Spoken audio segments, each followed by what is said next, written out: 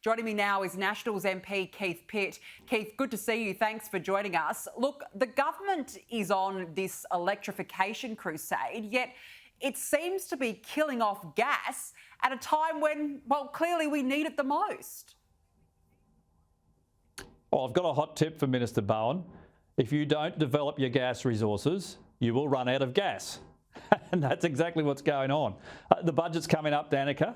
The best thing that Chris Bowen could do, and I've got a very long list of things that Chris Bowen could do, but here's a couple. They should stop funding the Environmental Defenders Office with taxpayers' money, who spend all their time in the courts trying to shut down resource projects, but they're nowhere to be seen when you've got wind and solar projects actually destroying pristine forests and koala habitat. Could you believe it? And they should bring back the Coalition Strategic Basin gas plans, because that'll bring on more gas. So is that the solution here in the short term? Does there need to be more investment in gas? Well, firstly, there needs to be confidence. And there needs confidence that they won't move the goalposts. You look at what happened to the Gladstone LNG projects that were built for an enormous cost, billions and billions of dollars, based on the rules that were in place.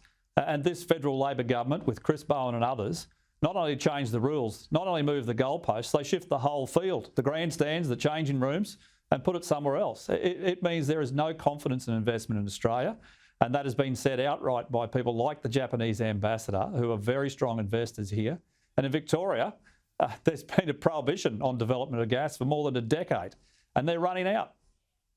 Yeah, clearly they are running out. We're also seeing a number of councils, for example, they're looking to ban gas in new home builds.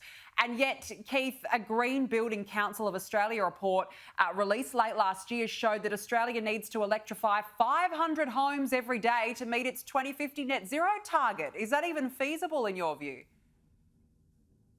Well, firstly, no. And secondly, I'd like to see them building those homes to start with, because right now the Albanese government is nowhere near their target on housing.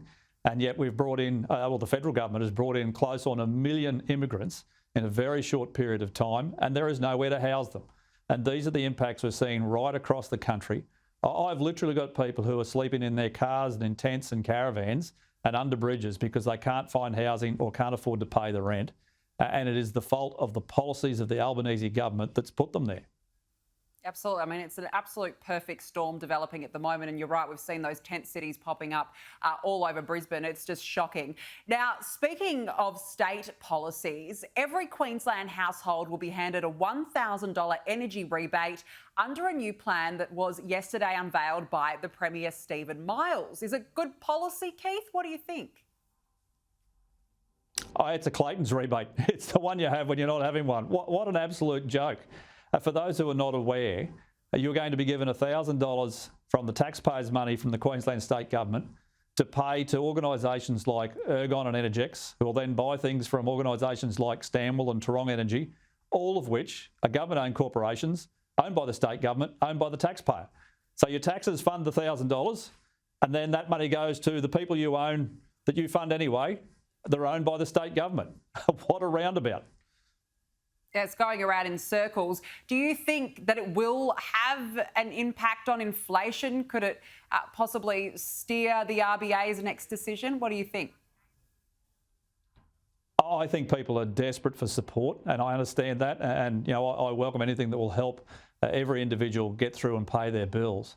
But I'm more worried about the federal budget and Jimbonomics and the expectation that he will spend every single cent of what is an absolute boon in additional taxpayer revenue, in additional revenue from the resources sector, for example, and that will have a very substantial impact on inflation.